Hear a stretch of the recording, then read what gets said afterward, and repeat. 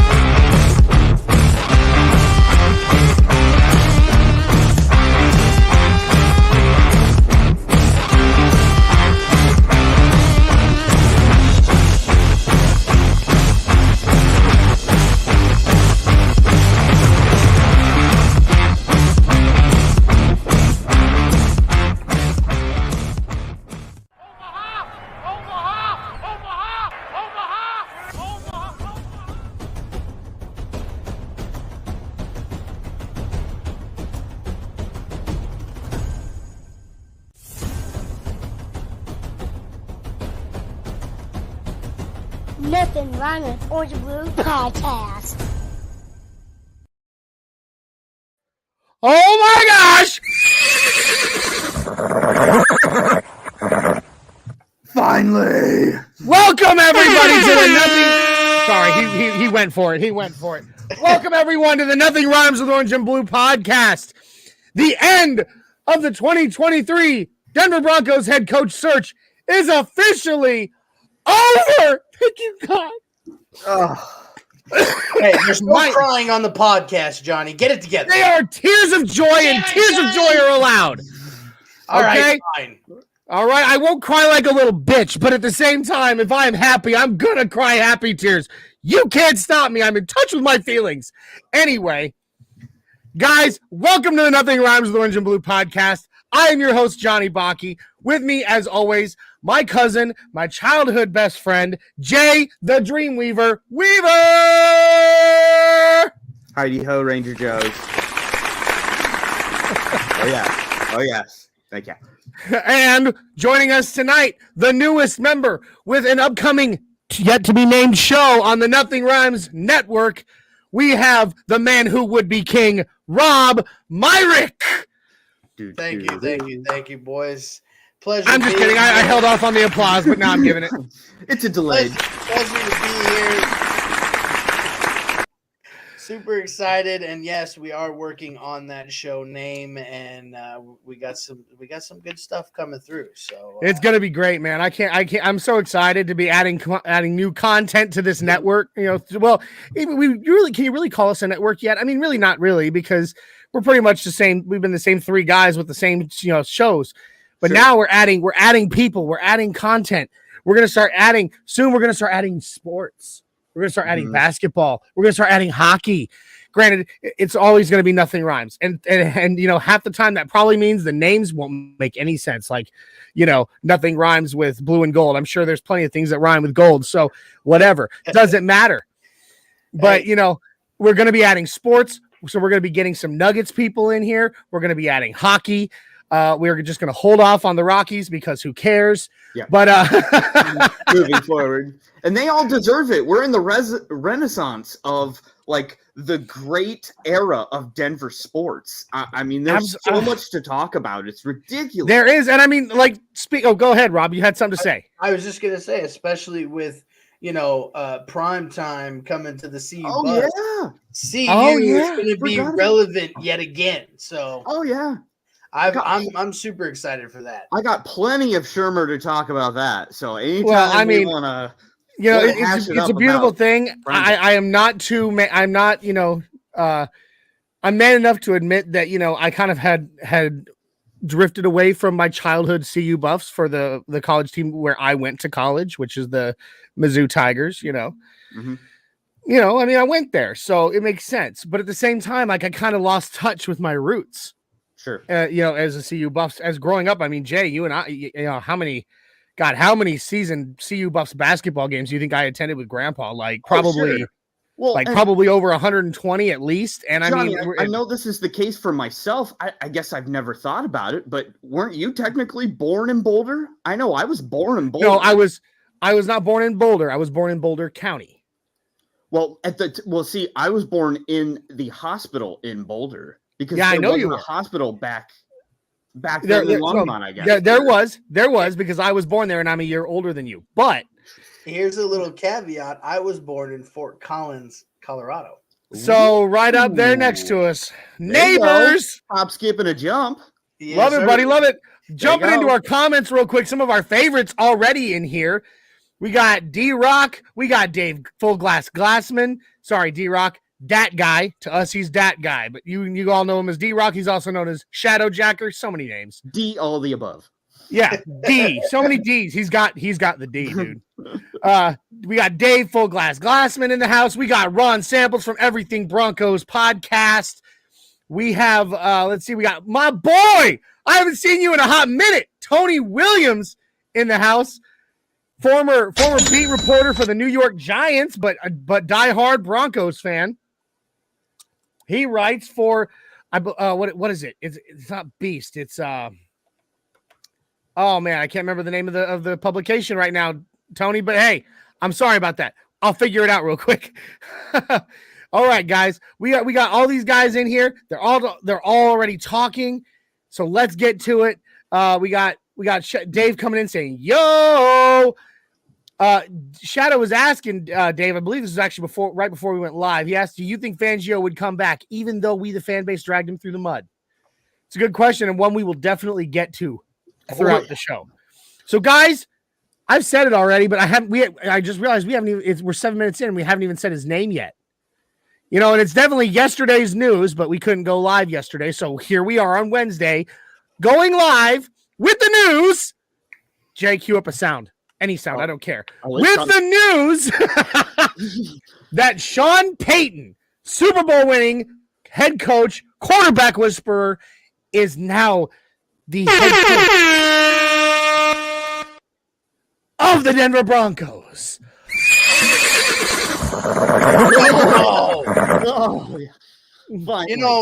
Somebody said something on social media today is why.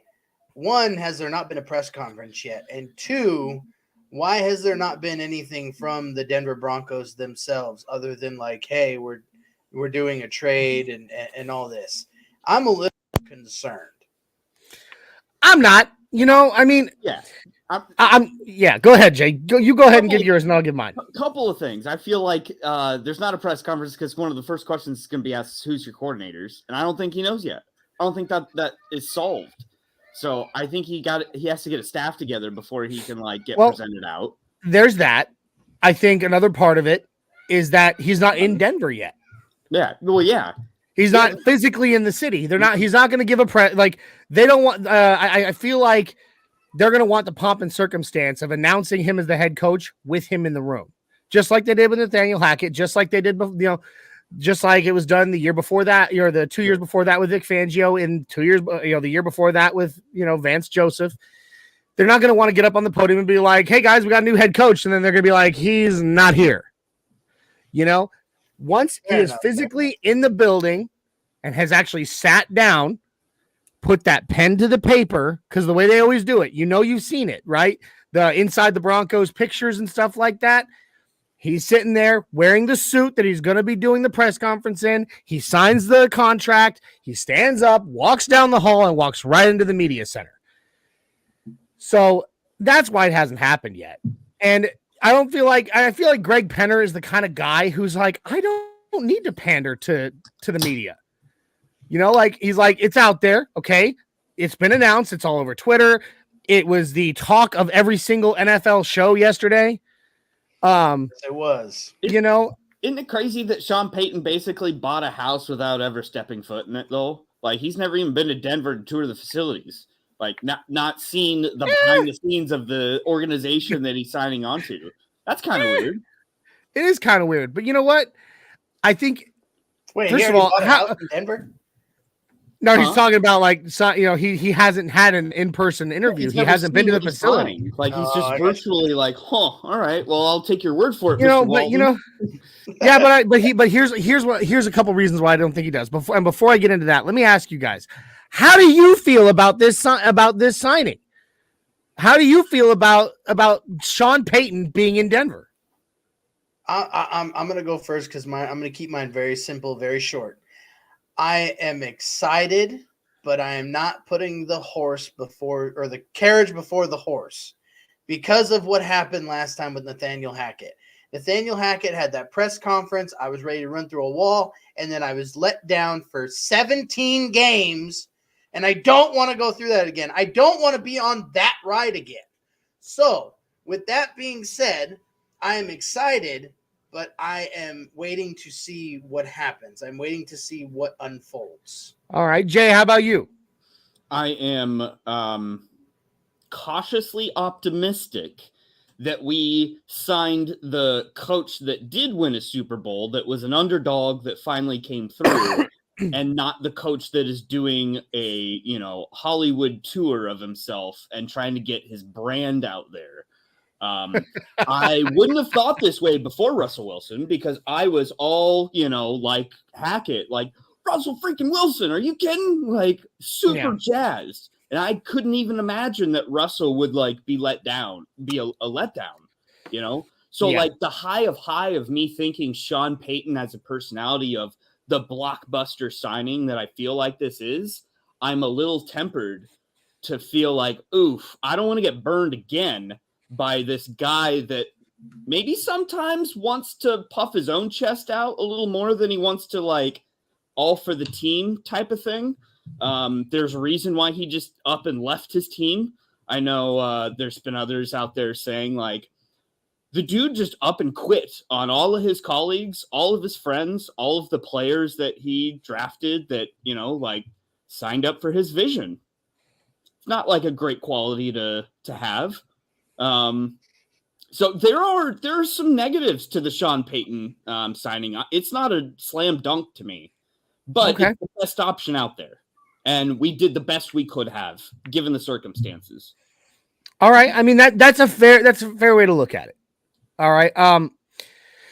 Me personally, I'm elated. I know that, and you can go, what? Johnny, you thought the whole time you were pounding the table for Dan Quinn. Dan Quinn. You're right. I absolutely was. But I think I said it a few weeks ago. If I had my top pick, it was Sean Payton. I just wasn't willing to pay for it. I wasn't willing to put up the dough that it was going to take at that time to get him. Well, and so that's where I was with it.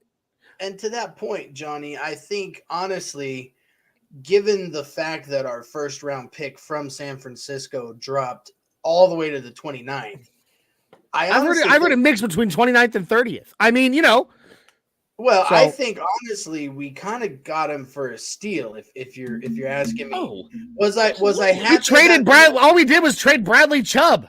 Basically. So, I mean, honestly, I think we got him for a steal. It's just a matter of, is he going to have that juice, that juice from the get-go, or is it going to take a year and we're going to have to be miserable again for another season? That's why I'm waiting to see what happens. But I'm excited. All right. I like it. Guys, I've got it scrolling along the bottom there. Drop your feelings about the Sean Payton signing in the comments. Love to hear from you. Everybody seems to be in the comments right now talking about his staff. Now, I definitely want to get to some of the big hot topics, having to do with this signing. i.e. Russell Wilson and how those two fit together, all that. I want to get into all that. We're doing a special an hour and a half show tonight, guys. And if Rob, you got to leave at any time for that reason, I understand. But we decided that this is such big news and there's so much to talk about, and 1 hour wasn't enough for tonight. I got 3 beers open. Last night, you know what? I don't have any beer, Jay. I know. I'm just last I'm night. As you guys know, and some of our viewers know, I'm still doing work with Orange Weekly, and we had our fan appreciation show last night, which was it was a great show, by the way. If you guys have not watched it, jump on over, follow Orange Weekly on YouTube, and check out the fan appreciation episode. I swear to God, I missed it this year. I will not miss it next year because I want those prizes. Absolutely, we did give away. We did give away a killer grand prize. I'm not going to tell you now because y'all need to go back and watch it. But I was a little jealous. I was like, this is the 1 year I wanted that grand prize. But I was mad that I missed it when I watched it after the fact, and I saw that was the grand prize, and I effing knew the answer to the question. Well, no, it wasn't. That one wasn't really a question, but I had a great answer for it. Given who was currently a guest, I'm not letting that go either. On your show at the time, would have loved my answer because he was there. So, oh God, I was so mad that I missed that. I missed it. And Johnny, I broke this out especially for you tonight, my friend. Listen, Pumpkin, you gotta stop. Oh, Tennessee. I'm literally Tennessee whiskey, baby. It's a beautiful thing. Moonshine whiskey. Well, yeah, moonshine. Moonshine to me is not moonshine if you can buy it in a store. What you can buy in a store is not real moonshine. I'm sorry, brother. This is actually from Tennessee, from the manufacturer. Oh, I know. So are all the ones you can buy on the shelves, like Old Smoky Mountain and all those moonshines. But those are moonshines. Moonshine, real moonshine. When you light that stuff on fire, you can't put it out. Okay, real moonshine. You drink enough of it, you go blind. Okay, it's not FDA. Therefore, it's not FDA approved. Okay, and before you say anything, no, I don't have my own personal real moonshine supplier. No, I don't. Anyway, the milkman. I live here in Tennessee. All right. Hey, so let's get to some of our commenters here. Ty, I'm not sure what's going on with your internet, brother. I know we were supposed to have all 4 of us on the show tonight. If you're able to get in at any time, brother, jump on in and we'll just, call it good. So here, Tony, my buddy Tony, there he is. I love you, brother. It's good to see you. He says, I know Peyton had all the power in Nollins, but I hope he doesn't force out Evero leaving because he's unhappy. And I don't want to see Peyton ousted either, as in George Payton. I agree wholeheartedly. And that's probably one of the biggest topics of the night. I want to talk about this defensive coordinator situation. But, he's not the only one who thinks that, you guys. I mean, you have Dave here saying, I would like to keep Evero, but I don't think he wants to stay. We have Ron Samples from Everything Broncos saying, I would hope Ejiro stays as DC. So, yeah. I'm super confused by all that. I really am. Because why would we strive to have the pupil when we could have like the main guy, like the grandfather, the godfather of the scheme? Like, I can think of a few wants reasons to come back, sign me up. Like, I have no problem with Vic Fangio just doing his thing. Leave Grandpa Vic alone. Vic, don't talk to any of the offensive people. Just mind your business. But is Papa Vic going to be able to do that? Is he going to be able to just focus on the defense and, for lack of a better term, keep his pie hole shut? That's a big question. I don't know. I feel like he looked uncomfortable in front of people to begin with, like at all times. Well, I mean, that's because Jay, I firmly believe Papa Vic is constipated on a constant basis. I mean, he's perpetually constipated. I mean, because this is how just because of how his face looks every time you see him, he's grumpy. It looks like he's trying to force out a nugget, and so. But do you know what I'm saying? Like scheme-wise, like where everything comes from, branch-wise, like. You guys may agree or disagree with my point of view on this, okay? Evero is already under contract, okay? The only way he's getting out of here is if either they fire him or he gets a head coaching gig, which I'm sorry, I know that he's been interviewed, but there's 2 teams left, and I don't think either one is going to snap him up. I don't think he's going to be their number 1 candidate. I mean, do you? I mean, the Cardinals and the Colts. Maybe the Colts. The Cardinals, I think absolutely not. And the Colts, it's a possibility, but who knows, right? I mean, there's still other, it could happen, but I don't foresee it happening. From what I read, the hot name to watch for is the Minnesota defensive coordinator job. Yeah.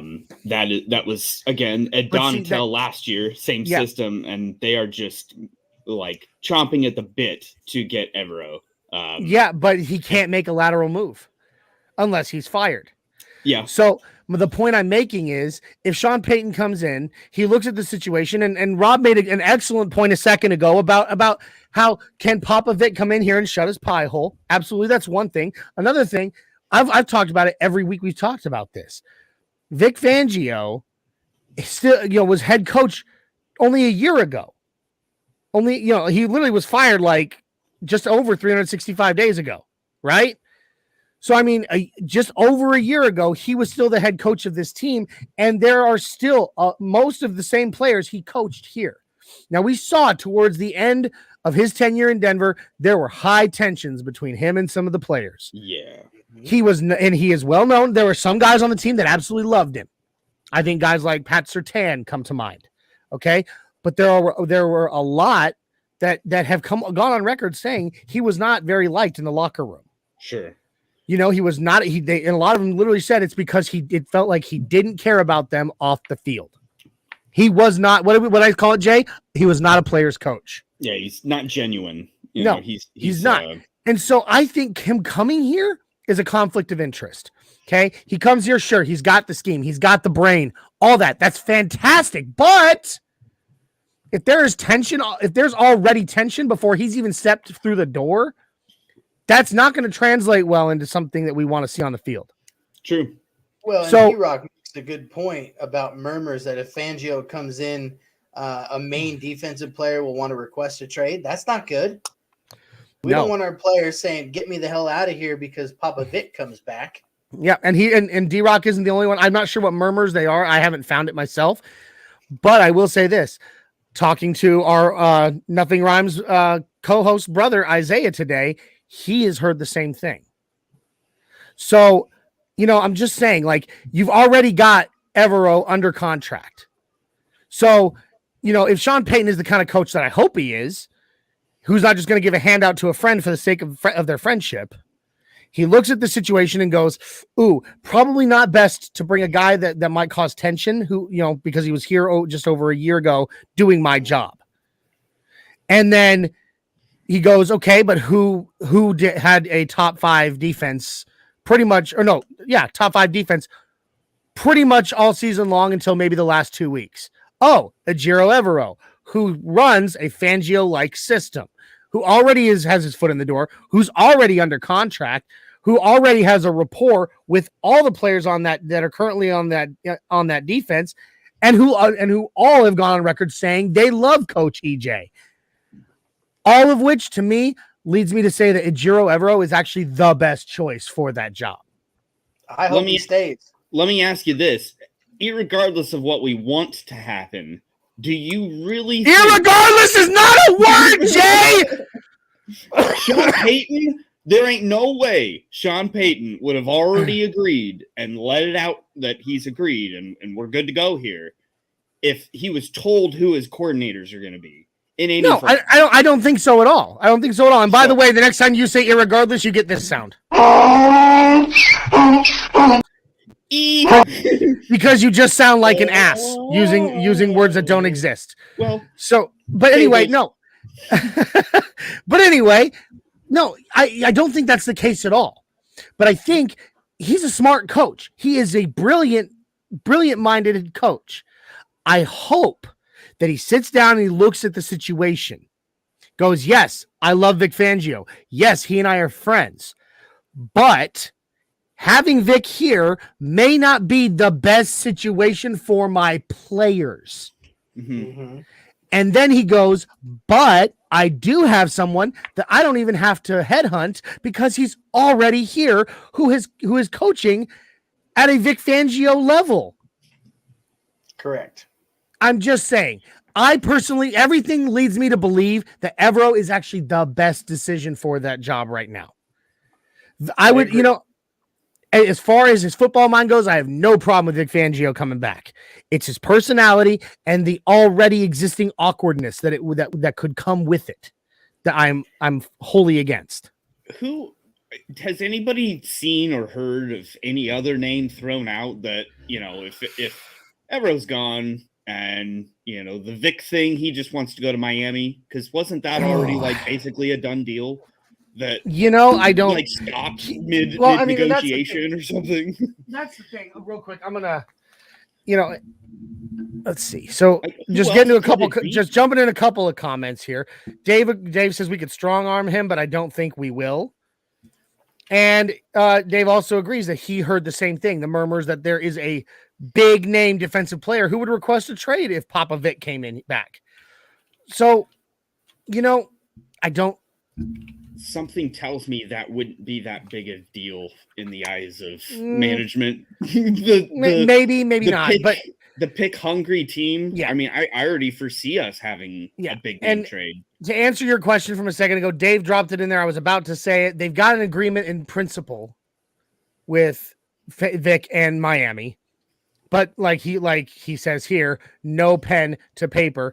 Yeah. And as we all know, in the NFL, don't count on anything until that pen has touched the paper and that ink is dry. All right, and filed. Okay, because you can still rip up paper. See, but the point, yeah. the point, and that's the thing too. I was listening today, and who was it? Was it it wasn't Undisputed. I watched that, and I've got a few things from Undisputed I want to talk about. But who was it? Oh, you know what? It was Leggy on your show last night, Rob.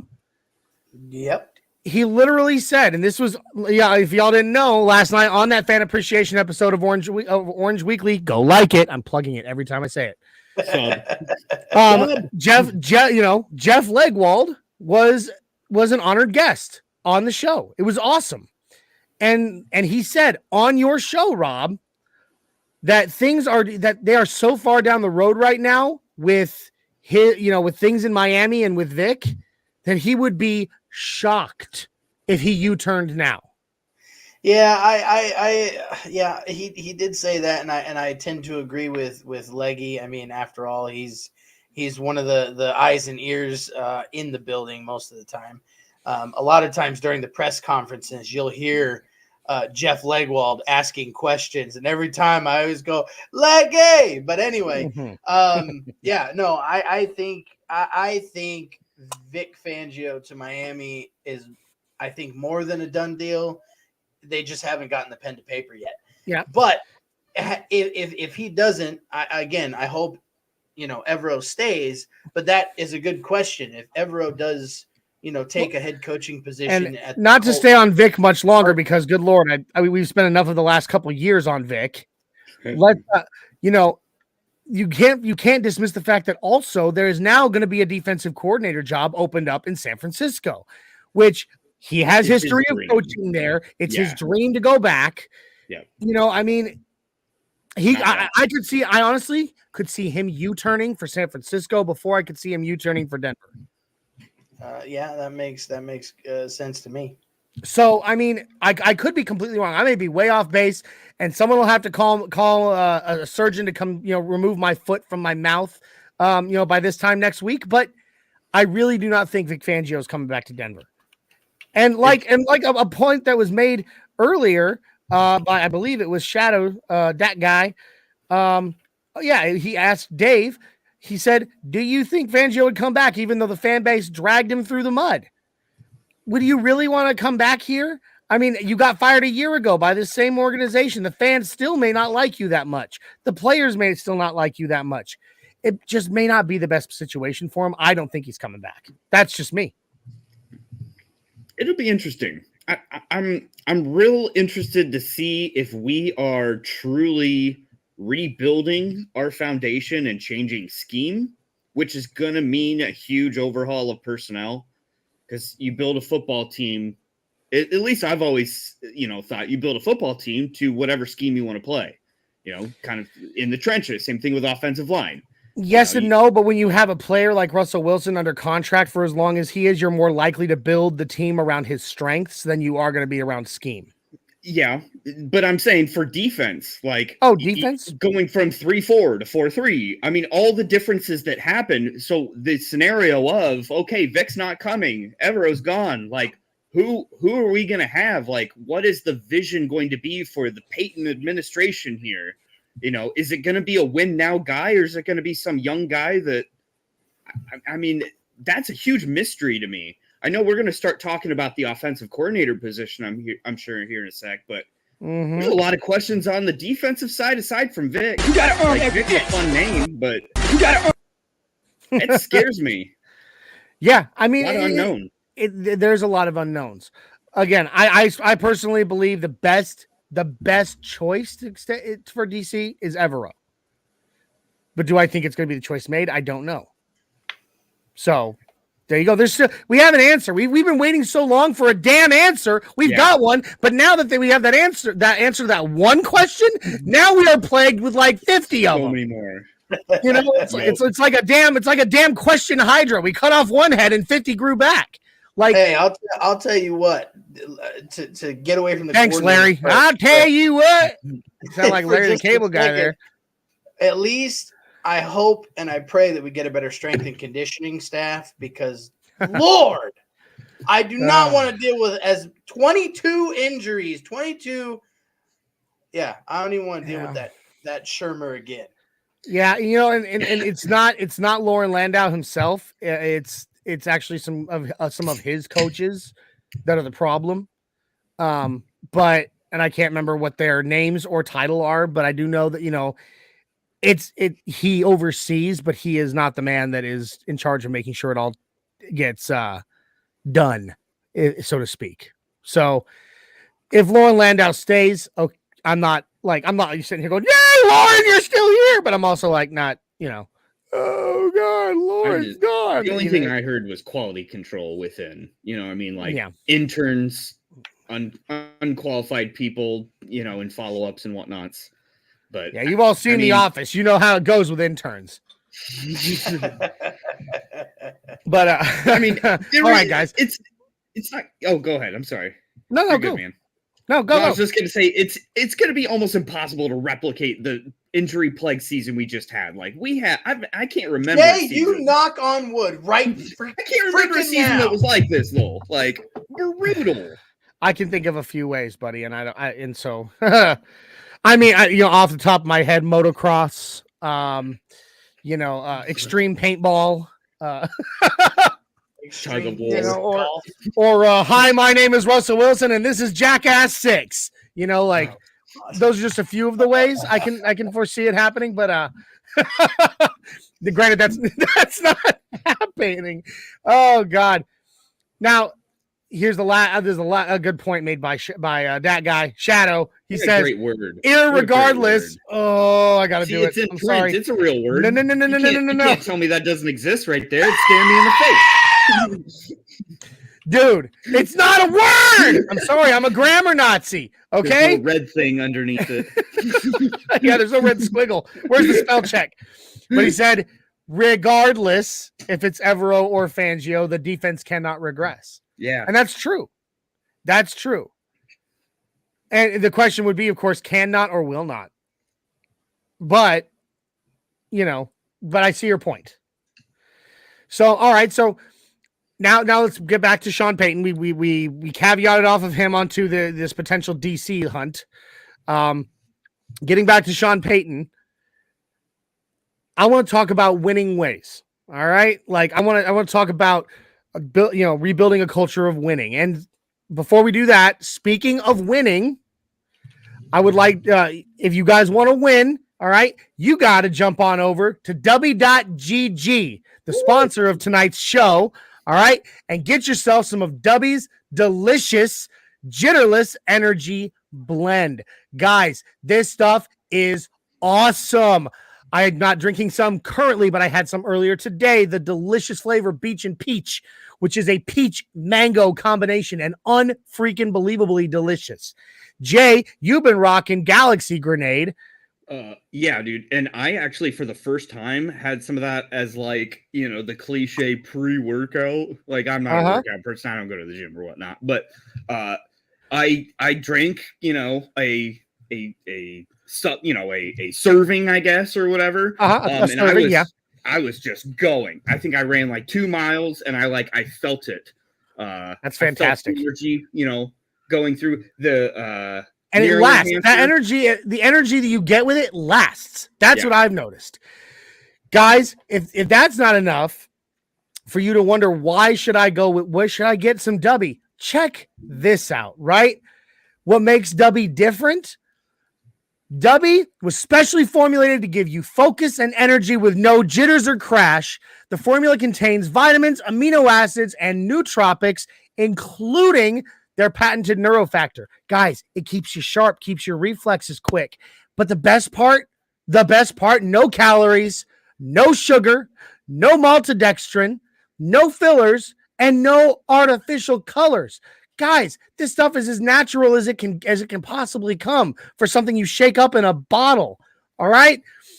Comes in 6 delicious flavors because they just released the new blue raspberry, although we still don't know yet if it's going to change the color of your tongue.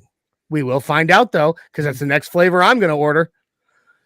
There's guys, actually 7. Is there? No. 7 flavors. They didn't give me the announcement. What the heck? Again. You have the new one, the blue one. Yeah. You have Dragonade Energy. You have Dub Sludge. You have Passion Joy Tea. You have Push and Punch. You have Beach and Peach, and you have Galaxy Grenade. Okay, I missed the tea. But they weren't heavily advertising it before, so I don't know. But anyway, that's not the point. Tea. Guys, get yourself a dub. Jump on over to Dubby.GG. All right, teach me how to Dubby. All right, and while you're there, make sure that at checkout you punch in NRW OB10 at the checkout to get 10% off your order. Guys, teach yourself how to Dubby. Get on over to Dubby.GG. Get yourself some energy. I'm going to get me one right now. It's good stuff, but I swear. Oh, man, I love it. All right, moving on. So, guys, let's talk about getting back to winning ways. Can Sean Payton fix? Everybody's asking. Like, I've been watching different sports casts and stuff all day, sports shows all over the place, Undisputed, First Take, all those. And the question that keeps getting brought up is, can Sean Payton fix Russell Wilson? But here's the thing. I want to take it a step further because I don't think Russ is the entire problem. Can Sean Payton, unless you disagree with me, but can Sean Payton fix the Broncos? What say you? Well, because I'm kind of the odd man out here. That's just because you're on the bottom. It's okay. I hope he can. I believe that he is a very good offensive mind, so hopefully he's going to be able to construct the offense around, again, what Russell Wilson does best. Because if you compare Russell Wilson to the last quarterback that he had a lot of success with, Drew Brees, both about the same size and stature. Both Russ is billed as what, 5'11", and I think Drew Brees was 6 foot even. Yeah, so I mean they're relatively close, but Drew Brees had a little mobility to him. He was a little bit more of a pocket passer, but honestly, I think Sean Payton will be able to construct and mold this offense to give Russell Wilson the opportunity to be successful. And I mean, hell, what did we do? Go 4-11 this year? Like, most of, and I had it pulled up earlier, but most of Sean Payton's coaching career, was winning seasons. Yeah. So, I mean, how many years was he in the league? I'm trying to remember. Well, he was the coach for the Saints from 2006 to 21, with the exception of being out a season in 2012. And he was suspended, I remember. Correct. He had one Super Bowl win, but I mean, other than he had 5 losing seasons, we'll just say, 7-9 and 8-8. That's a 500 even. But everything else was winning seasons. Everything else was, made it to the wild card, made it to the divisional game, made it to the championship, the NFC championship game. So I think he has what it takes to turn the Broncos around. It's just a matter of, his staff and his coordinators all getting on the same page. And as Ayla from Orange Weekly likes to say, gelling together, together, and getting the show, on the right path and moving. Ayla, I think the real question is, are they going to gel? Yes, that is her favorite word. I was literally quoting her from last night's show. But okay, all right. So Jay, I mean, do you agree that Sean Payton is maybe not the best choice, but a good choice or even a great choice to fix the Broncos? Yeah, I mean, I guess it just depends on what version you're getting. Again, I feel so many similarities between him and Russ of this storied background that is just, oh, it's amazing. You're a Hall of Famer. Like, you are a legend coming in. Uh-huh. And the letdown of like, ooh, but you're not that same person you were. I just hope that the amount of, I guess, non-football stuff that has been going on with Sean Payton doesn't influence the work ethic and the way that he brought up the Saints that made him successful. Yeah. I hope he doesn't try and reinvent himself and overcomplicate what has already made him successful. I mean, that's what Russ did. He came in and wanted to reinvent himself as something different than what he was. And that's why he failed. And that's why he's coming back, hopefully, as the old Russ and being accepting of what he's good at and what he's not good at. Yeah, so, and that's a big thing and I couldn't agree with you more. I'm sorry, I didn't mean to cut you off. No. But that is a huge point, and it's exactly what we've been asking for, right? Mm-hmm. Now, you know, we've talked about this. Now, like I said, I have been digesting, football talk shows all day, all on this exact subject. Yep. Skip and Shannon, undisputed. All right. Now, one thing that I would like to point out: Skip and Shannon rarely actually agree on anything, right? But when they asked each other what grade they would give the Broncos, Sean Payton to the Broncos, both of them gave it 10 out of 10. Yeah. So, I mean, that's kind of a big deal that Skip and Shannon can agree on something. He's a big name. I mean, he's got a big reputation of winning ways. Yeah, but Shannon made an excellent point. And I mean, Shannon Sharp, storied Bronco, legendary. He's in the Hall of Fame, for Christ's sake. Yep. But the point that Shannon Sharp made is something that we've talked about at length on Nothing Rhymes before. And that's, we needed a coach to come in here and tell Russ, you are not you.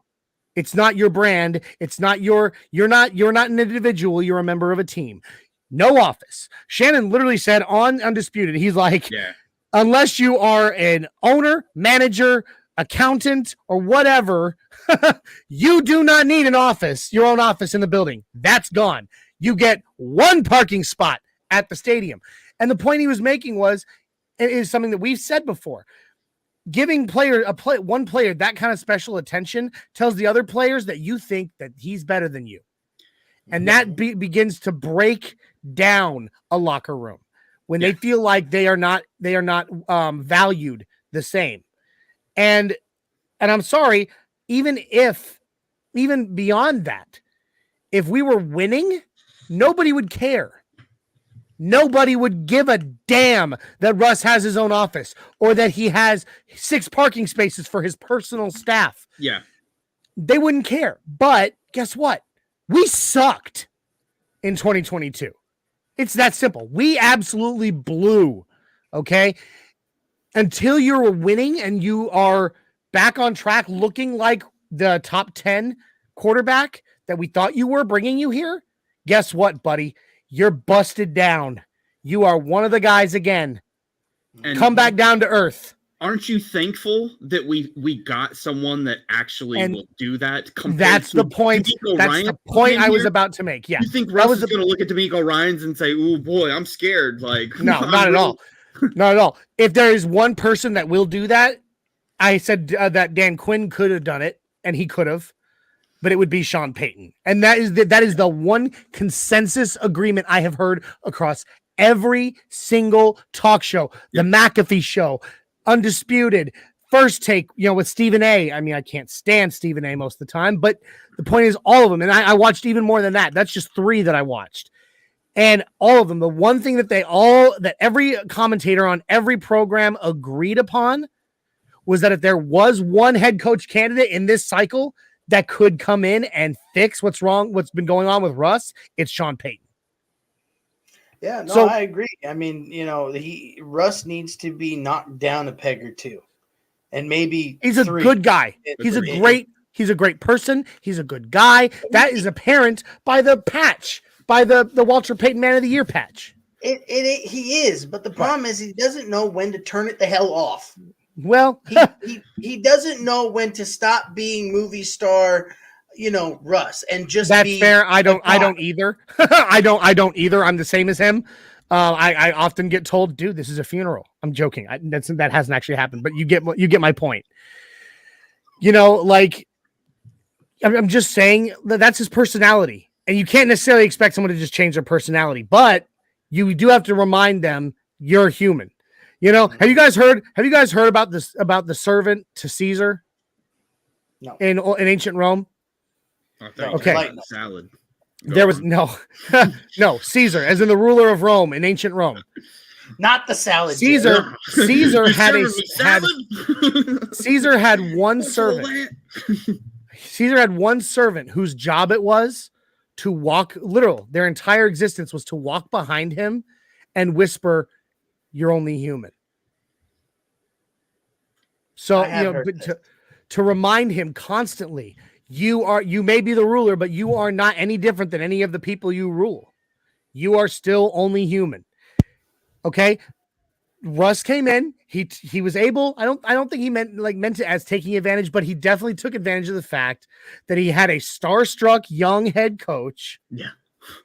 Who was starstruck to have him as his quarterback, who would give him his kidney right then and there if he asked him for it. Can I get your autograph? To get everything he wanted, to basically just be like, okay, so I want a pony. I want, I want a 120-inch Samsung TV with PlayStation 5 and Xbox One. He could have asked for anything and they would have given it. I know, me too. He could have asked for anything and Nate Hackett would have given it to him. I'm just saying. Sean Payton is going to come in here and be like, look, buddy, this is done. This is done. This is done. Your legacy has been absolutely damaged by the 2022 season. If you want that legacy back, if you want to be a first ballot Hall of Famer, if you want to be known as one of the best quarterbacks to ever play the game again, then you need to listen to me, and this is what we're going to do. Pull your head out of your derriere. I got a text message from one of my buddies who's a Chiefs fan. Only thing that it said was, there's never been a head coach that's won a Super Bowl with 2 teams. So? No. What does that mean? Okay. There's about to be. Until just a few years ago, the Kansas City Chiefs had never won a Super Bowl. So they're real quick to snap off. I mean, I'm just saying. But we had a quarterback that won a Super Bowl with 2 teams. Suck it, Chiefs fans. Right. I'm just saying, you can bring up these points, but statistically they're ridiculous. Okay, so there's never been a head coach who's won 2 Super Bowls with 2 different teams. Okay, but like I said, what 5 years ago? Yeah, 5 years ago, the Kansas City Chiefs had never won a Super Bowl before, and now they've won, what, 2? So, yeah, they have to win one more to be the same as Denver. They won 2. Yeah. Correct. But the point is, like, that's just a stupid statistic. It means nothing. Mm-hmm. Like, there's no math behind it. There's nothing to prove it, that it is in any way relevant to the situation. So you can just tell your friend. Well, right?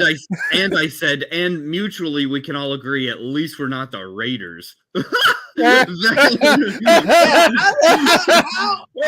the hell did the Raiders put themselves in a worse position than us? And we fired our fucking head coach. Two words. Josh McDaniels. The devil himself. Devil came down from Georgia and went to I am not in the business of helping out the Raiders in any way, but we warned them. We warned Raider Nation. We said, as they were all losing their minds, oh, we're so excited. It's Josh McDaniels. And we were all like, y'all don't want this. Enjoy. Y'all don't want none of that. And they're like, no, it's going to be okay. He learned from his mistakes. Oh, really? Mm-hmm. He's done a better job effing up the Raiders than he did the Broncos. I'm gonna laugh when what's his name, Devontae Adams requests a trade. That'd be pretty unbelievable. I want to get to a couple of our comments here because I want our friends in the comments to remember that, or to know that we are not ignoring you. I promise. We just get going on these tangents. We get passionate. It happens. So we got Shadow. He's asking us. Oh, this one here. What's the temperature of the room on the idea of getting left tackle Mekhi Becton from the Jets? I think he's kind of past. Injury riddled. Like, I was gonna say, wasn't he hurt most of the season last year? Or he's been hurt a lot over the past few seasons. Yeah, 2 years he's hurt in both. It scares me, honestly, Shadow. Like Garrett Bowles got hurt, and that was the first major injury of his career. He'll be back, and I honestly think they'll put forward a new contract for him.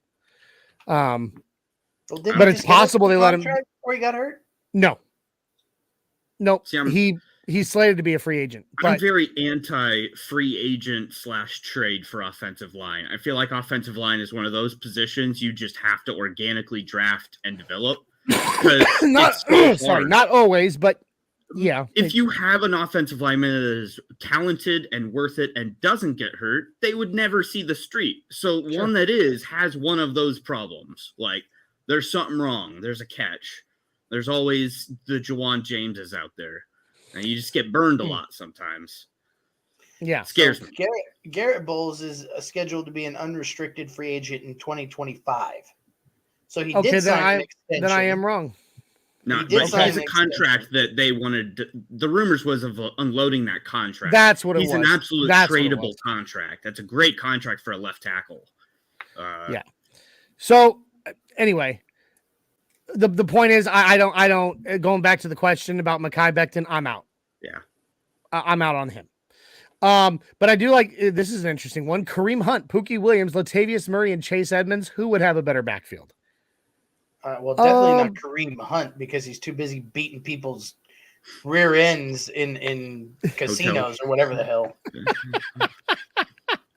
Jackass. At least Sean Payton bodes well for Latavius Murray coming back. Amen. That's his boy. Yes. Big time. That's a and I'm very excited. I would be very excited to have Latavius Murray back. I want him back. That's a pretty given thing, I think now. I would like everyone back with the exception of Chase Edmonds. I don't think he did enough to prove himself to come back. I think again, we don't know how Pookie is going to be. I don't think he's going to be ready by week 1. I'll tell you that much. No, so we're going to have to rely on Latavius Murray and what is Mike his Boone. name? Mike Boone. I would probably keep him. I would keep Chase Edmonds for the time being because you still have him under contract. I would just at least until you can get Pookie back on the field. Yeah. Scat backs are easy to find. And then here we go. Dave coming in. Saquon! No. I'm not a fan. No. I'm not a fan. He's past his shelf life at this point, in my opinion. I'm sorry. He did what running backs do best. He has rapidly declined. So now he overperformed, and now he's in a rapid decline. Yeah. Yep. So nope, I'm out. But I mean, hey, if it happens, it happens. I'm not the one with coach on my door, regardless of how many letters I sent to Dove Valley. They all got sent back. Although that would be a George Payton move, because George Payton was the one that first put Melvin Gordon up in here, right? Was he? Yeah, Don't even he get was. me started with Melvin Gordon, because his when we ass first is signed him, laughing that was at a us right splashy sign. Like, oh wow, why the hell? Does Yeah, that he's laughing at us because he's about to go get he has the possibility of going and getting a Super Bowl ring with the Chiefs. But you know what? What has he done individually to really help them win that ring? Nothing. I hope that the Chiefs elevate him and he gets one run and fumbles it and costs him the game. Oh, for the love of everything, please let it happen. Come on, football. Jay, you got to look up the betting odds on that so we can place bets. Yeah, guys, we would retire. Oh my gosh, bro! I'll take 100. I'll take 1,000 to 1 odds. Thank you. That's funny. That would make my year. That would make up for 2022 altogether. Dave comes in saying Chase needs a restructure. $6 million is too much. And with that, I definitely agree. Yeah. He hasn't done enough to warrant a $6 million a year contract with the Broncos, but I can still see keeping him here. So we'll see what happens. A lot of things are gonna start, now that this head coach domino has fallen, we're gonna start seeing dominoes just tipping and falling all over the place. So let's talk. Go ahead, Jay. Go. No, I was just going to say, at the end of the day, all these players we're talking about on offense really doesn't matter unless we have a really good offensive coordinator that sees eye to eye with Sean Payton. Sure. And I don't think Otten's going to stay. I think Otten's out. Oh, absolutely not. I don't think there's any reason for him to stay. Like, a lot of people, oh my gosh, I got a little fed up with it. People on like Twitter and stuff, no offense to our fans out there that might've been some of them, but screaming for us to keep Outen or to give it Outen a head coaching, opportunity and all this stuff. I'm like, look, guys, he play called for 2 games. Yeah. 2 games. Like Jero Evero might not even get his opportunity to be a head coach after a full season of coordinating, let alone just play calling 2 games. It's not enough. And he has absolutely 0 ties to Sean Payton. 0. Sean Payton knows he has so many connections all over the NFL and college football to, borderline legendary coaching talent that he can bring here. He's not going to keep Justin Outen. So let's open that up. Let's open up that side of the ball here. And all right. Offensive coordinator. The right-hand man for Sean Payton. Because at the end of the day, right, you hire Sean Payton for the offensive genius he is. He's the one that is writing the book. You need someone to implement the book. Well, here's the thing. This is what I told Isaiah earlier today. He was like, he asked me, is Sean Payton going to be the play caller? And I said, yes, absolutely. Yep. And then Isaiah started to get a little wishy-washy with it. He's like, oh, no. And I'm like, wait, but listen, this isn't Nathaniel Hackett. This isn't a coach who hasn't ever been a head coach before and play called at the same time. This is a guy who won a Super Bowl doing both. Yeah. All right. He knows what he's doing. He can play call and be a head coach at the same time, like Andy Reid can. I can't wait to see Sean Payton versus Andy Reid twice a year. That'll be incredible. But the point I was making to Isaiah is, he does both. So Isaiah then asked me, what is the point of even hiring an offensive coordinator, having one? I said, well, you got to have somebody up in the box, giving you the bird's eye view. Yep. Sean Payton's on the sideline calling plays, but if the guy upstairs sees something in that defense or something that Sean Payton doesn't see, he can call it down, who can then relay it to the quarterback, call an audible or whatever. It is Ed Donatel, Vic Fangio. I mean, it is literally that exact same dynamic of that you've had two people together that have had all their success together. And the Ed Donatel we're speaking of in this example is Pete Carmichael Jr. Have you ever heard of that name? I've heard that name. Nope. I've heard it. I've heard it, but I don't know anything about him. So that has been the offensive coordinator for the Saints for the last, get this, 14 years. They've had the exact same OC. 14 years. I had no idea of that. No clue. And he's not coaching with them now. His contract is up, and earlier in January, a article came out saying that he was going to return to the Saints, but he hadn't signed anything. But and he still hasn't. That ain't happening now. He's coming to Denver. If he has a chance to come back and be with Sean Payton, because he has been part of that offensive core group that I was talking about. Michael Jr. All right, I like it. I like it. A lot of people are going around with that name, Joe Lombardi. Yeah.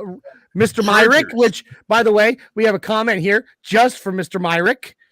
She says, "Hello, Rob. Nice to see you on here. Hi, Mommy. Hi, Mom." We are a very lively bunch. Anyway, all right. Ron comes in, talking about Giants are working on a new contract for Saquon. Good. I don't want him. But I'm kidding. But I'm not. Don't kid. What is it? Ben Stiller in Dodgeball? Just kidding, but not really. But let's see. And Dave says Saquon and Javonte would be so freaking awesome. A boy can dream. I know, buddy. It's okay. Go take an Ambien and dream about it all you want. All right. So I want to. So I was starting to say it. Joe Lombardi is a name that has been thrown out there a bunch as a possible OC for Denver under Sean Payton. How do you feel about it? I don't like it. I'm not a very big Joe Lombardi fan. Well, he was the OC with the Chargers, and the Chargers charger. And the Chargers actually signed Kellen Moore to be their OC, so they're still gonna charge her. I'm not with it. Yeah, no, I'm not a big fan of Joe Lombardi. I mean, and for good reason. He doesn't seem to be able to make. Granted, again, we already said it. Sean Payton will be calling plays, but he doesn't seem to be able to make the offensive decisions under pressure. Like, he can call a good game, but in those high pressure moments, the 2-minute drills, things like that, he seems to make charger calls. Joe Lombardi is a quarterback's coach at heart. Like, he's a quarterback guy. Yeah. So like he's really good in situations where you have a coachable, moldable quarterback. Russell Wilson's not that. Like Russell Wilson's not, but he needs to take a step back and let himself be that for a little bit. True, but that's going to be on the level of Sean Payton and him, not some OC. Yeah, not some OC in him. Yeah. So OC's got to have to mesh with that. So I haven't really heard any real names touted out right now for offensive coordinator. I know Clint Kubiak is probably out. There's very little chance that he'll stick with Sean Payton. Or that he'll stay here with Sean Payton coming in. Let me play devil's advocate. Would Gary Kubiak come back as OC? No, I don't think so. Gary, Coobs, God bless him, a Broncos legend in his own way. Do that for Vic. He wouldn't do it for Vic Fangio, and I think I know he has closer ties to Vic Fangio than he has ever had to Sean Payton. I don't know why he would come out of retirement for that. I mean, the guy literally nearly dropped dead from stress on the sideline from coaching. I mean, that's why he retired. He was the coach of the Texans. No. As a Bronco. Yeah. Game 14 of his final season of the 2016 season. I don't know. He had his stress level hit an all-time high, and he nearly collapsed on the sideline, and he left the game. The only way I thought that was going to happen was if we give the head coaching job to Clint, and he would come back in some advisory role to be his son, to coach with his son. Yeah. even then, I mean, Mike Shanahan wouldn't do it for Kyle, so I don't know if Coombs is going to do it for Clint. Johnny, I hate to be the bearer of bad news, but he was the Texans head coach when he collapsed on the field and got taken to the hospital. Yeah, but he didn't retire. He came back to it, and then he ended up as the head coach of the Denver Broncos, won a Super Bowl, and then collapsed again. And then he retired. I don't remember him collapsing when he was with Denver. That's my bad. He didn't actually collapse. He almost did. Okay. And the medics on the sideline. Yeah, the medics on the sideline in the fourth quarter took him off the field. He left. He went to the hospital, and he was overnight in the hospital. Okay. And it was just after that, and we didn't make the playoffs. Like a right? 1 or a 2 game and thing. the season was over, and he announced his retirement for his own personal health. He's not. I don't think Coombs is coming back. So but I remember what you're talking about in Houston. That was the big. I do remember that. I do remember like that. on national television, wasn't but it? I think he finally realized, like, I don't know if I can do this much longer in general. Doesn't matter which team I'm coaching or what position I'm holding. Like he stepped back for his own personal health, and I think that's the best decision he could have made for himself. I think if you gave me a wish or a Hail Mary, if you will, I would love to see Peyton Manning be an OC. Oh, God. Oh, yeah. Oh, or a quarterback's coach. Could you imagine? But I tell you what, oh, I would not advise that with someone like Russell Wilson. Although Peyton Manning's a genius, I think he could work with anyone. But he could. That's not necessarily. Well, I think Peyton could with Russ simply because of the mutual respect the two have for each other. Yeah.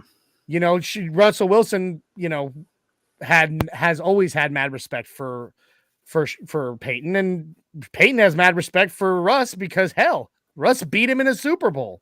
It's gross, but I hate talking about 48. But anyway, my mother's a big Peyton Manning fan. Well, so we are big Broncos fans here, Mom.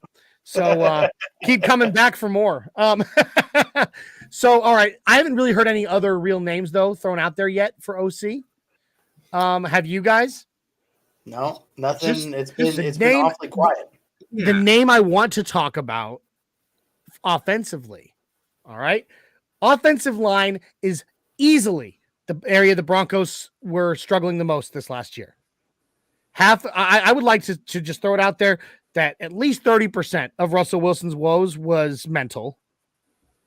I would say another 30-something% you could attribute to a new scheme and a new head coach who has no idea what the F he's doing. And the final 30-something% to absolutely being on the run for his life constantly because the offensive line couldn't protect him. I don't know if you guys agree, but those were the three things that I think were truly wrong with Russ this year. So, offensive line, I've heard a bunch of people bring back Munch, and I would love that, but again, zero ties to Sean Payton. He has plenty of ties. Boys, I will be right back. All right, brother. Sean Payton, though, does have some excellent ties to some very good coaches that have coached with him in Nolans. And I'm going to just throw this name out there. It's Dan Ruchar. All right. Dan Ruchar was coached with him on the Saints as offensive line coach. Most recently, I believe he was the tight ends coach and the run game coordinator before he left the Saints. But he currently is a free agent. He has not been with the Saints for the last year. He left when Sean left. But at the zenith of Drew Brees and Sean Payton's success, they had a top 2 offensive line in the NFL, and Dan Ruchar was the coach. I could really get behind him coming back to be here with Peyton as his offensive line coach. I don't know if you heard what I was talking about, Jay. We were talking about Dan Ruchar, the former offensive line coach of the Saints when Sean Payton and Drew Brees were at their absolute best. And that offensive line and the offensive line of the Saints was the second best in the NFL. Well, hell, it can't be worse than the coach we had last year. Shit.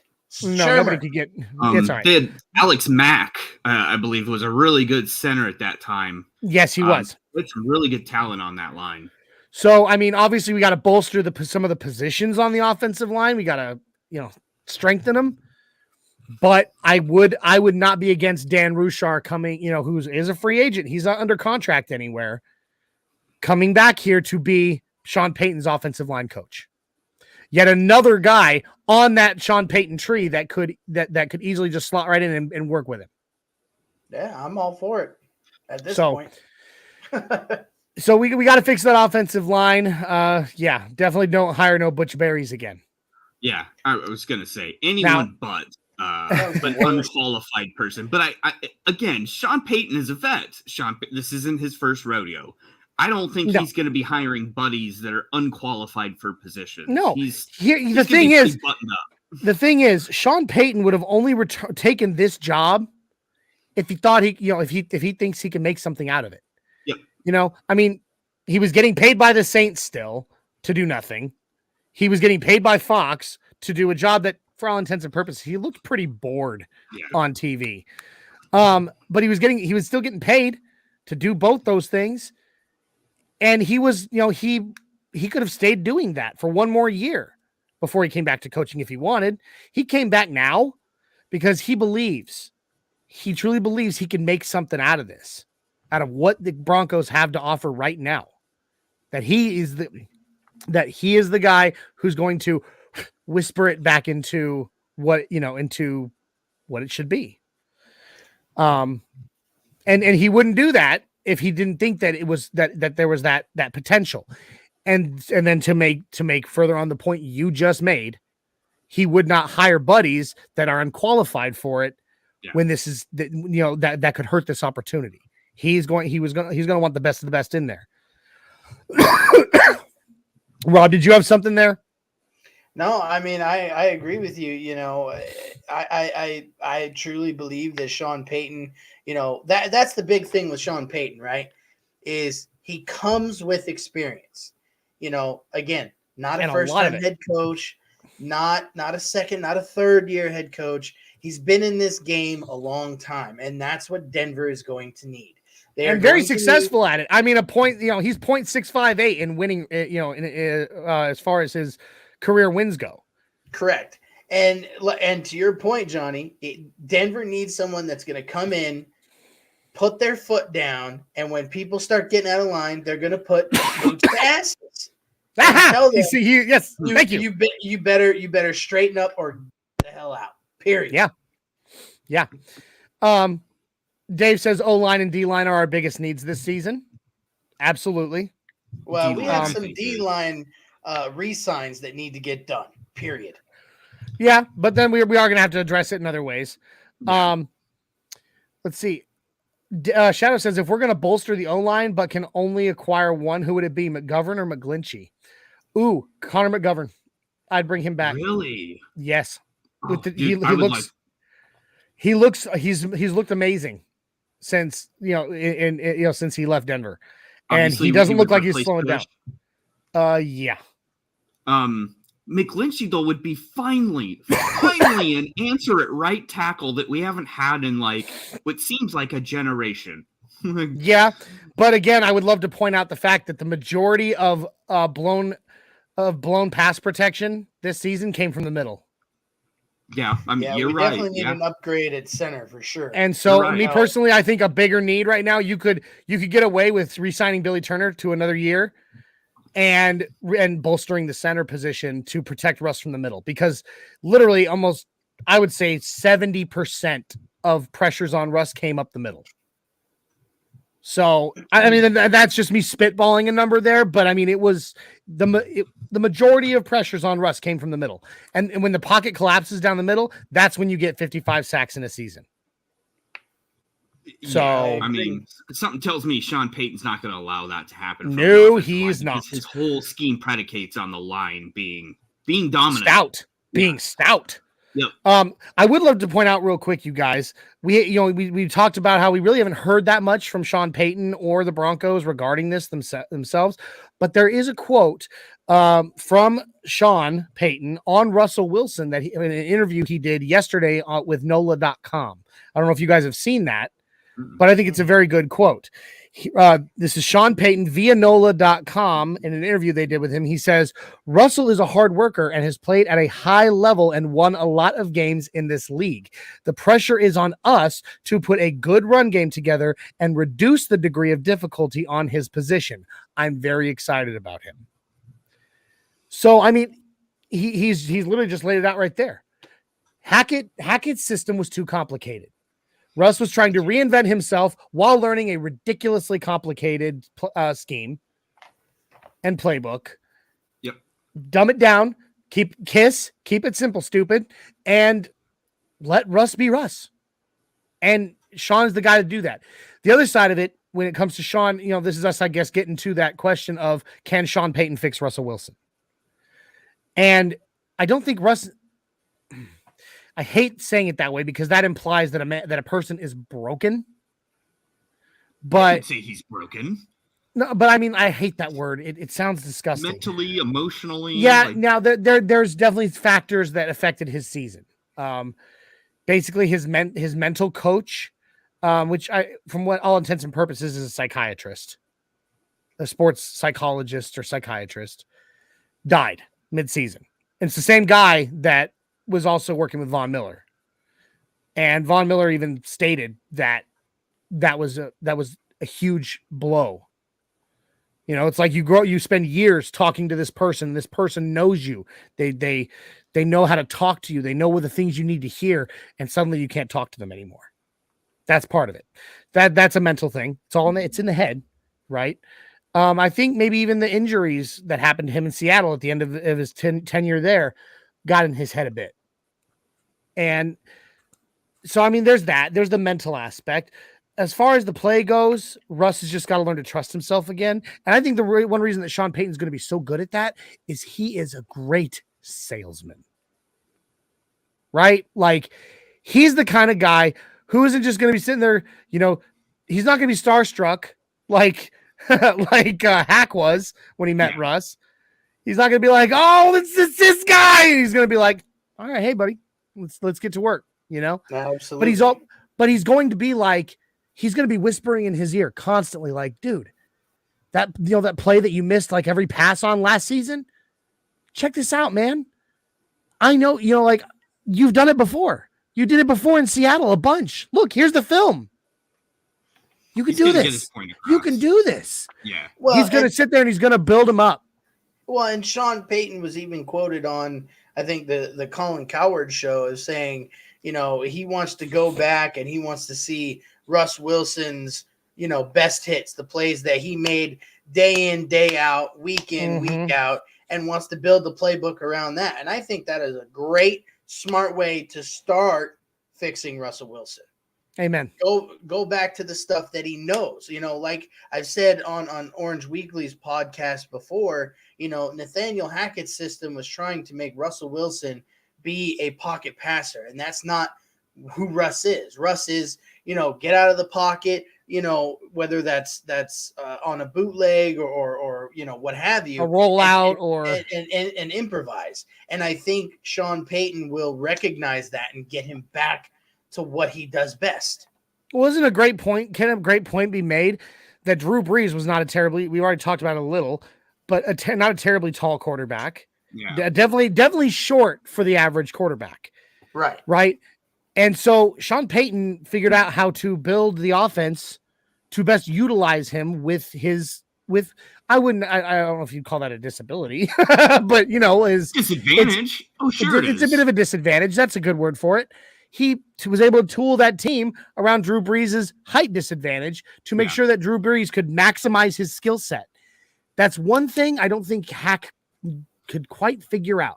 Well, I think that's why New Orleans was on Russ's original list of teams he wanted to go to and trade from Seattle. Like, he's wanted to work with Sean Payton far before he knew he was coming to Denver.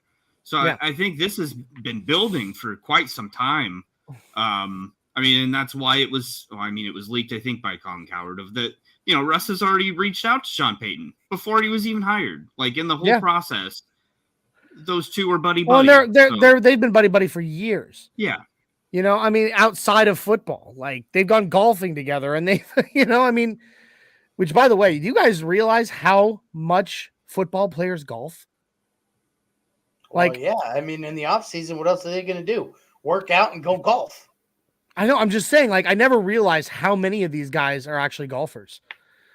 You know, it's actually pretty crazy. So I would. Yeah, go ahead. Sorry. No, I was just gonna say I would. Like, if the NFL could pay me league minimum, I would go from my house to practice and back home. I would pay someone $500 here, go get me groceries, and I'd go golf. That would be it. That would be my life. Yeah. I'm just gonna say, you have time and you have money. And, we need to go golfing sometime, Rob. Whatever you want. Yeah. No, actually, I do. When it gets warmer, I will. I'm not good, but I sure as hell try. Oh, so do I. I try very much, and I drink a lot during the course of it. Anyway, all right. Shadow says he cannot see Kelsey not in Philly. Yeah. Jason Kelsey. Yeah. He's going to be a free agent, but there ain't no way he's leaving Philadelphia. No, they're going to lock him up. And they're going to win a Super Bowl. Yeah.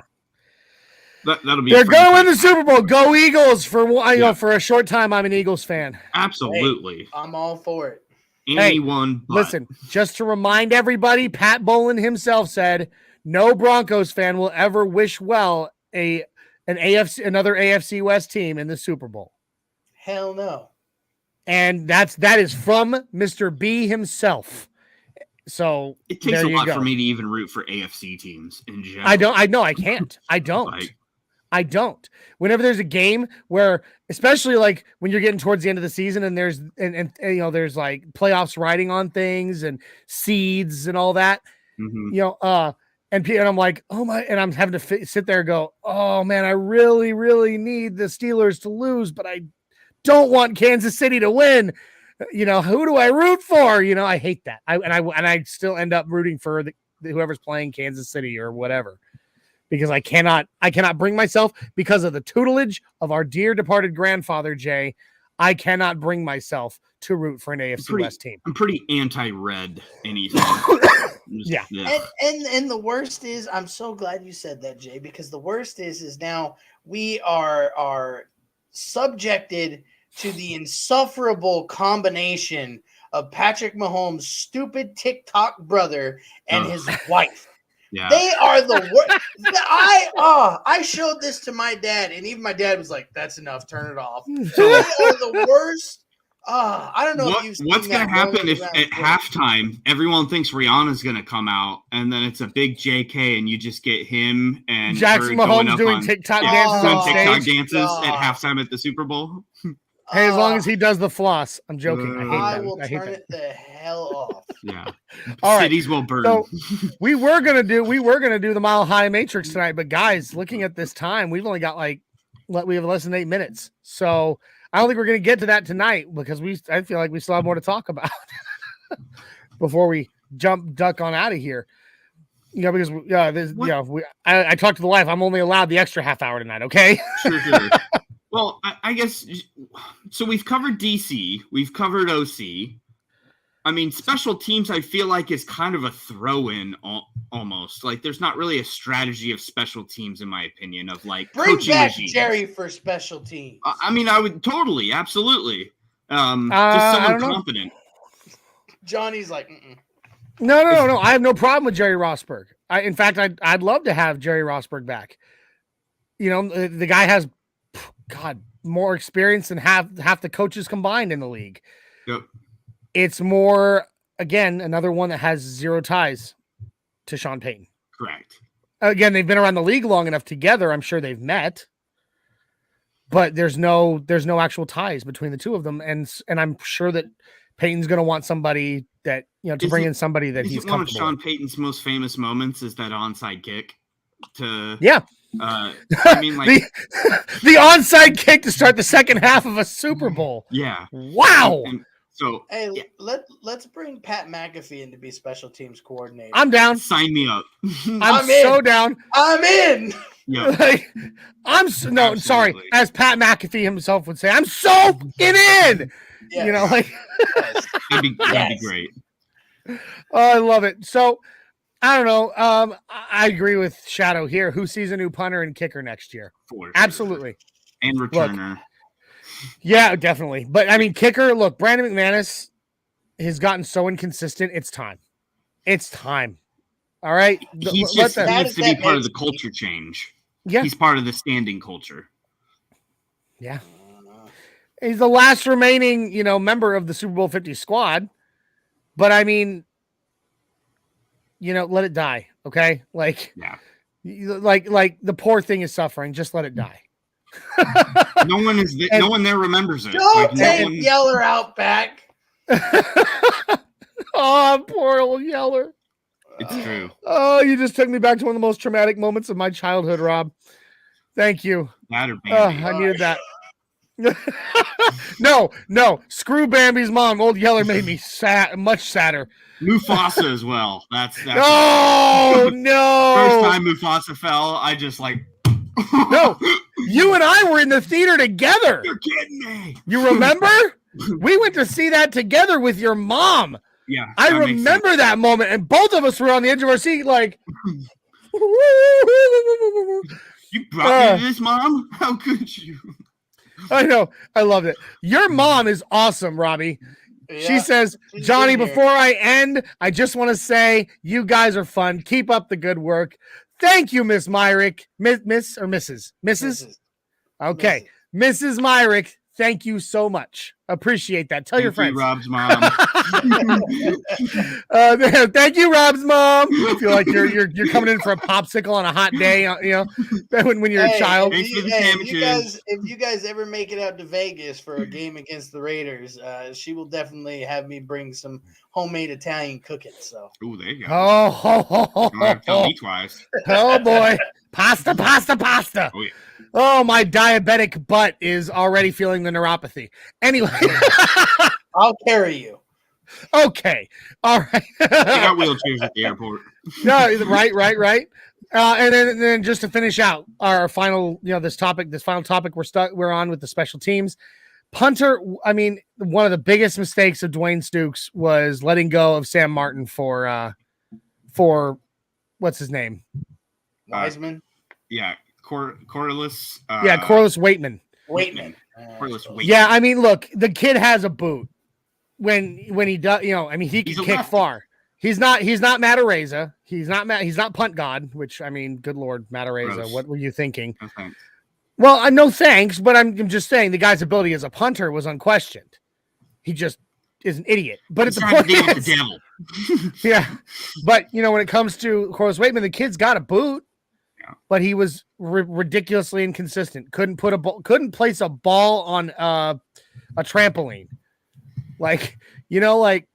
and so, that's just another perfect indication of how bad Dwayne Stukes was at his job. Like, oh, that guy can kick far. I want him. So that's why I'm just happy that we got either Peyton or Harbaugh. Like, we have a hard-nosed guy that just isn't going to allow riffraff to happen like special teams in the past. Yeah. And then, and your mom says, or come to Mesquite. I love it. Well, that's where they live, so. Maybe someday, Mama Myrick. It's only an hour and a half out of Vegas, so. There you go. I've never even been to Nevada, so. All right. Shadow says, Waitman, way too many 40-yard kicks. And Andy jumping in at the 11th hour. Do we still have a shot at Aaron Rodgers? Dude, come on, Andy. Mark Schler told me. Go play with Buzz and Woody. No. No, I'm just kidding, Andy. Love you, buddy. Last one, of course, punt returner. I have to eat crow right now on Montreal, Washington. I started the season literally saying he was the next big thing, and he just didn't show it. We were all wildly disappointed, and I looked like an idiot. You know what my expectation is for next year? What's that? KJ Hamler, it's yours. Figure it out. No, Oh, yeah. I don't want him back there. Nope. What else is he going to do? We need him to play slot to get down the field. He's our speed guy. Yeah, I don't know. Yeah, and with his injury history, dude, I don't want him on special teams. He's got to do something of value because he's not doing anything now. Well, he will. I hope. I hope. All right. Last thing before we get out of here. Jay, would you please tell our fabulous friends out there? Wow, I kind of alliterated there, didn't I? If you could please tell our fabulous friends all about how they can rep being part of the NRW crew. Oh yeah. Well, boys and girls, we've got the merch store here. Let me add it. That'd be a great thing here. Oh, there we go. She bangs. I was getting to the hats because I wanted to see if we could buy a Sean Payton visor. You can't, but I will tell you, you could get a regular visor and buy a sticker. Still, you got a lot of cool hats here. There's a lot of, buy a bandana. I'll jump on in there. I'll jump on in there and see if they've added visors, and if they have, I'll add it. We'll put in some requests. Yes. Big stuff on the horizon. We've got a whole new, wardrobe that we'll see on the sideline. No more, sweatpants from Vic, or, I guess Vance had his own little nice outfit and whatnot. So we're moving on up to Hackett jackets. Yeah, he did. He had a lot of the Marty McFly vests too. Yes, he did. Yes, he did. And that's gonna be awesome. Which, by the way, you guys be on the lookout when Rob's new show drops. There will be new merch to go with it, so make sure you're keeping an eye open. New designs for a new show for our new brothers. We are working, guys. On that. This has been one hell of a week for Broncos Country. Finally, I feel I know the season just ended, but it feels like it was ages ago already. I feel like we've been in a desert for a while, and we've only been out for like 3 weeks. Yeah. So, but guys, this was a great show. The Broncos have a head coach. We at least know the future, or who's driving the ship into the future, right? So relieved. Exciting. So relieved. Yes, indeed. So relieved, unlike Papa Vic, who is still constipated. All right. Meatballs. Yeah. All right, guys, we're gonna go ahead and get out of here. So thank you for joining us once again on the Nothing Rhymes with Orange and Blue Network. If you liked what you saw and you liked what you heard, please, I beg of you, like, subscribe, share, comment, guys. Get us out there. Every Broncos fan knows at least one other Broncos fan. Takes you 5 seconds to share it to them and be like, "Hey, dude, check this out." Then they share it to one, and that person shares it to one. Dude, this family builds. Come on, guys, share and subscribe. Ring that notification bell when we go, so that you know whenever we go live and you don't miss any of our awesome content. Guys, we are so excited for the direction that this team is taking going into this season. I know we did the same thing last year, but I think this time it's going to stick. All right? Yeah. So if you guys would please join me in a very exciting Mile High Five, the first Mile High Five of the Payton era. 3 Paytons in Denver. Absolutely. But the first Mile High Five of the Sean Payton era in Denver. Please get your arms out with me and give me a big Mile High Five. Woo! Oh, yeah. Thank you, Broncos Country. Thank you, NRW Crew. We love you, and we are out of here. Let's ride!